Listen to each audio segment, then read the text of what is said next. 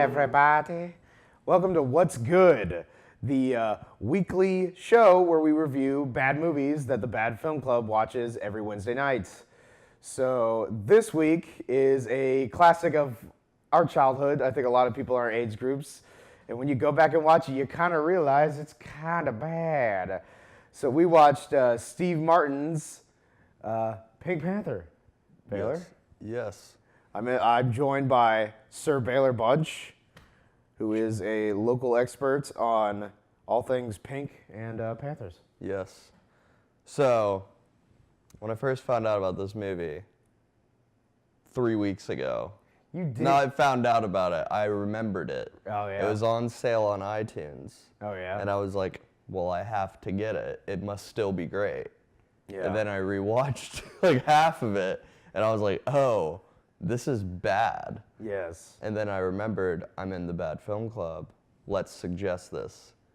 And then we watched it, and just hilarity ensued. I also found out that Steve Martin co-wrote the movie. And that's what's like really disappointing to me. Yeah. Like if he was just paid a big check to like be in this, it'd been fine. No, this was his baby. This was like I wanted to remake this series because of those who don't know, this is an old it's from like the 60s. They're considered some of the greatest comedies. Yeah. Like of all time. Peter Sellers, if you don't know. Yeah, they inspired a cartoon show after just the intro had a cartoon Pink Panther, and so that's what kind of like got everybody's attention. And then Steve Martin, a couple years back, was like, I could do this. Let's do this, but let's offend the French more. Which is like the worst part of the film, is Yes. that his horrendous accent. And that's most of the jokes in the whole movie. Probably the most famous scene of the movie is the fact that he just has a bad accent. Yeah. And it's hamburger. And we had hamburgers at the showing. Yes, we were eating hamburgers as he was talking about it. It's the highlight of the club, I think. Pretty much it, because I gotta be honest, the problem with this movie is it's just kind of boring.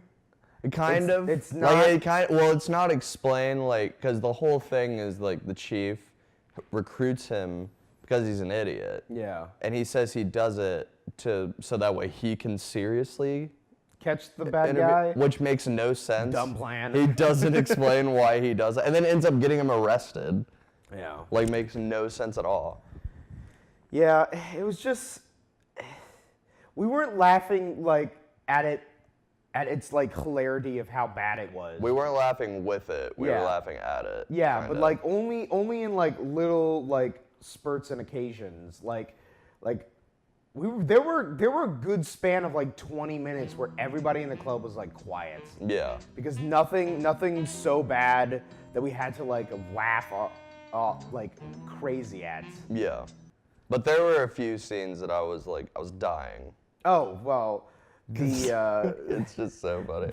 there's one really good joke in the whole movie, and it's the joke of when the guy on the bicycle just hits a cart of fruit and it just explodes for no reason. Yeah. It's the only good joke in the whole movie. Right before that, he's giving his assistant the Heimlich The because she Heimlich? tries to swallow a whole egg. Wasn't that it? Yeah. Oh yeah, that brings me to a good point of rewatching this movie that I'm like, how is this a kids movie? And there is multiple occasions of sexual innuendos. Yes, There's one point where Steve Martin is about to have sex with Beyonce. He pops a Viagra. He's trying to pop a Viagra in a kids movie, and it says Viagra on it. Yeah. He doesn't do it Well, he because doesn't obviously say. it's a comedy. He says miracle pill for the middle-aged man. Yeah. And So weird. God. But overall, I think I thought it was funny, but not funny because it's a genius comedy. I just think it's just so stupid. It was quite stupid. I think it's one of the worst comedies we've shown. Yeah, in the For sense of sure. it just wasn't hilarious. Yeah. Like we watched Wild Wild West like 2 weeks ago. Same actor. Yeah, one of Kevin the same Kline. actors in it. But Yeah. Oscar that winner. we laughed so hard at that movie because that is Bad. ridiculously bad. Because I feel like it's not really trying to be funny. No, well, it is some it is scenes. somewhat of a comedy, but yeah. But the scenes we were laughing at were not trying to be funny. Yeah. Like the spider. Yeah. So Pink Panther just overall just kind of disappointing in how it doesn't really hold up from like what we remembered as children. Not at all. I know there's a sequel. I can't remember anything from the sequel. I can't either, and I watched it. And Honestly, rewatching this, I did not remember much besides the hamburger scene and like. I forgot about the 007 scene. Yeah, I forgot that Jason Statham is in this movie for like 5 minutes. With no lines. Not even 5 minutes, like 2 minutes. He dies. And plays the victim. Beyonce, I can't believe Beyonce was in this for like. My favorite. Barely. She's only in it for like 5 minutes too, but. I thought the "you" joke was pretty funny. What was the joke? Whenever like the mom from RV's in it, she plays a French girl, and she goes, "I heard him say no. Oh, it's you." And Steve Martin said, "I want to find everyone in France with the name you." It was just poor jokes. It's really and to bad. come from like a guy who's considered to be like one of the greatest comedians of his time, Steve Martin, just is like sad. He still sells like huge venues out. Oh, Like, I it's can crazy. imagine. Plays the I'd go banjo. see one of his shows. Plays banjo. Yeah, he is. I would he see does his play banjo. bluegrass band. More than I want to see this movie. I'd rather listen to Steve Martin play a giant banjo solo for an hour and a half than listen to this. Yeah. Or than to watch this. Yeah. I don't know. We're kind of like running out of stuff to talk about. It was just, I mean, we watched Trigger Warning. the Yeah, other you day. want to just talk about Killer Mike's Yeah, show? let's talk about Killer So we're going Mike. to talk about Killer Mike's show. So if you guys don't know who Killer Mike is, he's one half of the, I guess, we just call him like rap duo of Run the Jewels. They're One pretty of the best. popular. They've been in a lot of stuff. Highly recommend their music. Run Yes. the Jewels, Run the Jewels 2, Run the Jewels 3. Yes. All three are great. All fantastic. I listen to them quite frequently, usually when I work out. But yes, Killer Mike is a genius of a man, but he does it in such a funny way. And did you just lose your mic into your shirt? Keep talking. Okay, I'll just talk it off. So the whole premise of the show is he wants to basically like, I guess point out like what it was like, point out like cultural differences between like white people and black people, and just kind of like in That's America what it in was, general. yeah. Well, the main thing with the first episode was the fact that the black community, they don't really like keep the money within the community. Yeah, they have like the lowest rate of keeping the money in their community. I think the highest is like Asia. Asian, have it like for years. Asian Americans, Yeah. this is all in like America, and so it's like Asian Americans have the highest of just keeping the money flowing through their community. The whites are next, and then like so on and so forth, and then like Black people had like people are, 6 hours or Yeah. something like that. Yeah, it's like 6 hours. The money stays in their community, and then it's like somewhere else.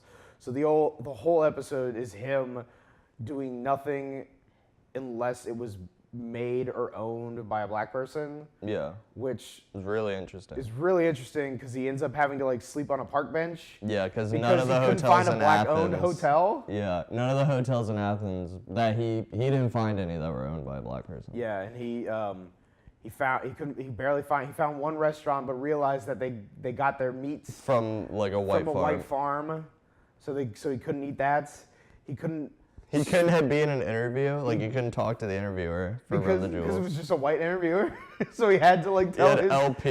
his partner who is White. white, and he calls white people he likes allies. Yeah, which I he thought said. was I think he hilarious. said LP is like the greatest ally. The greatest or something ally. like that. So that's the first episode. Second episode Was the school system. is the school system one, which is where he feels. This is the one I probably disagree with him the most, and it's the idea that he feels like kids should not like. It's very real that Yeah. kids dream too big, but like he wants kids just to immediately learn like trades, and I can agree Yeah. with that. He just kind of took it to an extreme. Like he feels like every kid should know how to like starting from like 5.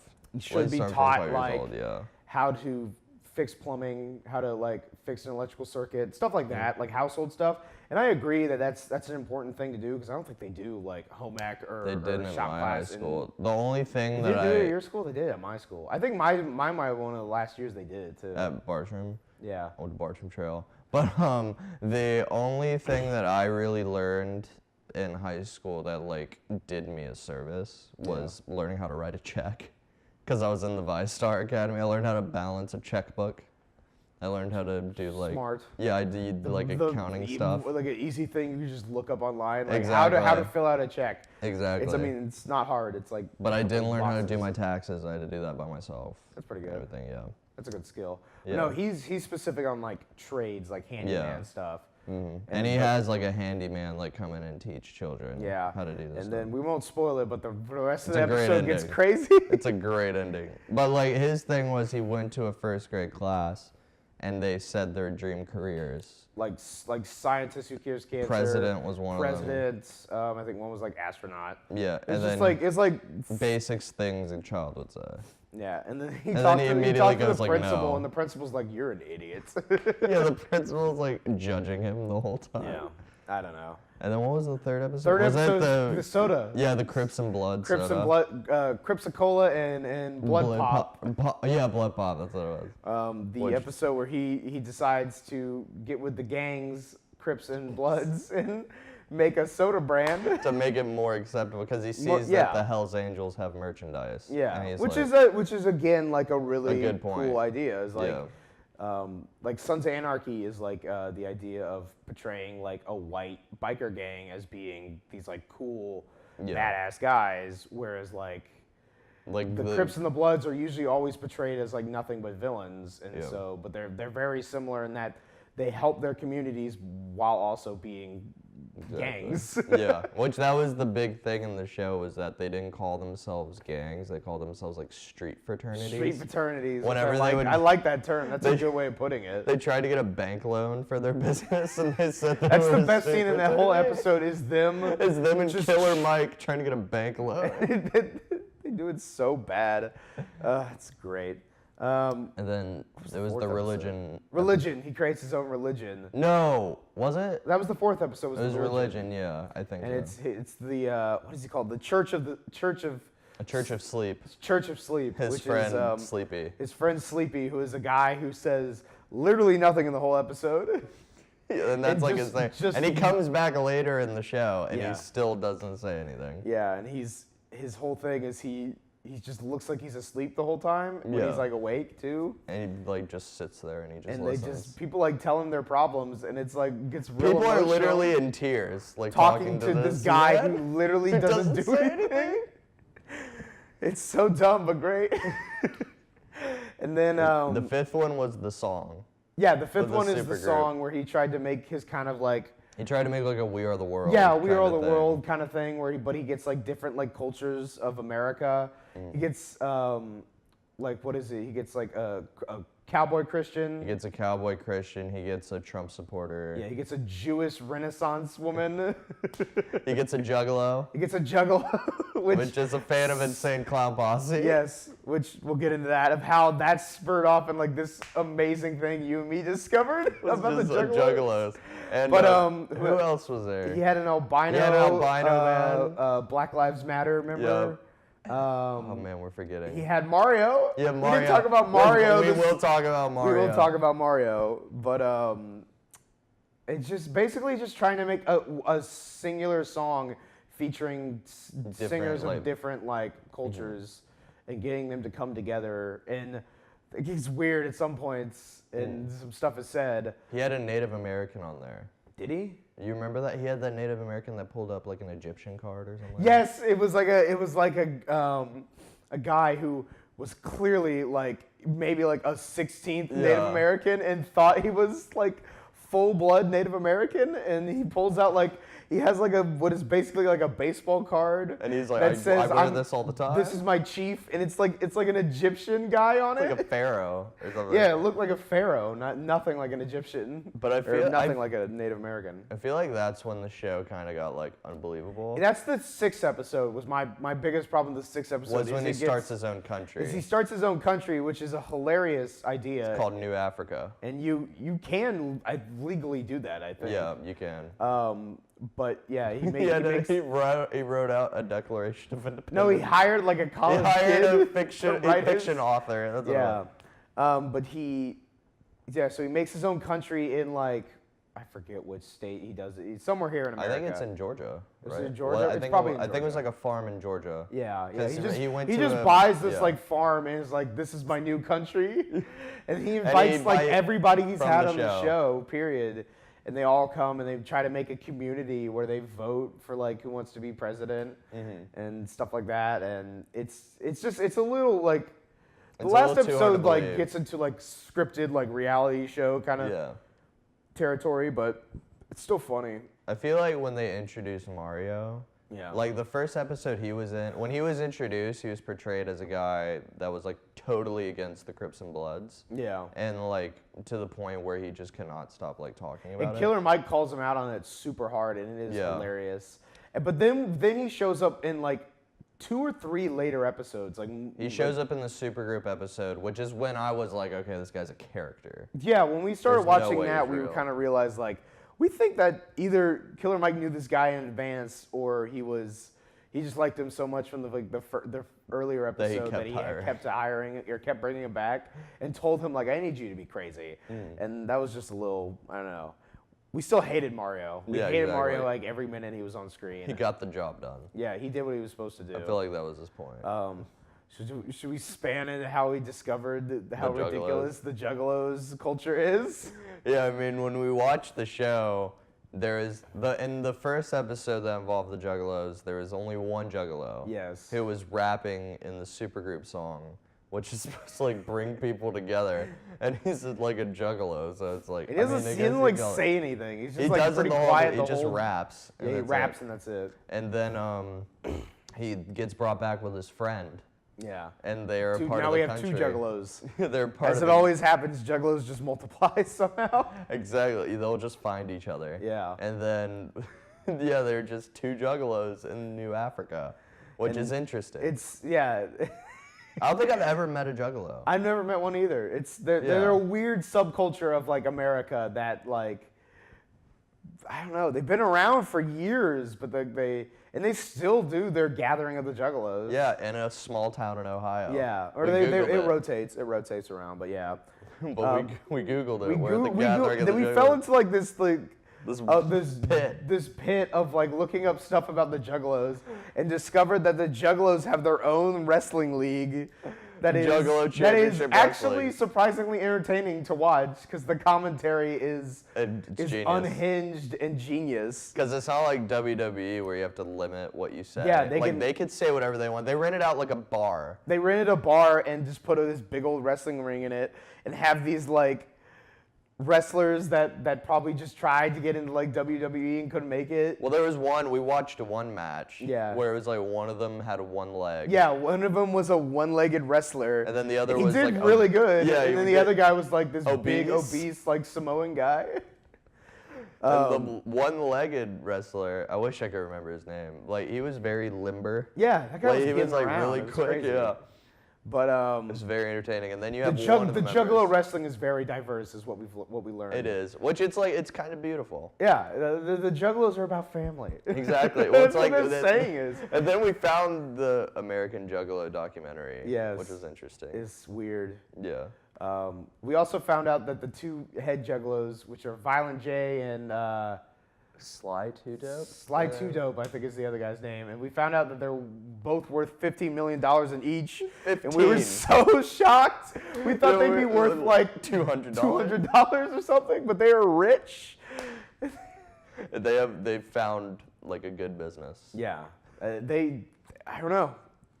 I guess we just go with the Juggalo flow. But overall, music is not good. No, their music is not great, but it's not at all. They found their like little like tight-knit community, and it's, I guess, let the Juggalos do what they want to do. I think the first thing that spurred my interest was the fact that Coolio was on Coolio Hot Ones. he had the Hot Ones interview, and he had a Juggalo tattoo on his arm, and I was like, Coolio? Yes. He's in part of the Juggalos? He's part of the Juggalos. They drink nothing but Faygo. It's cool. I don't know if I'm allowed to plug Faygo, but... I don't think we can plug Faygo. I'm not plugging them. Don't drink Faygo. I don't even know what it is. It's like a soda. It's like fruit soda. Juggalos. Anything else you want to talk about? No, I think that's how we end our Pink Panther review. Was it actually reviewing? We reviewed Pink Panther. Whoop whoop.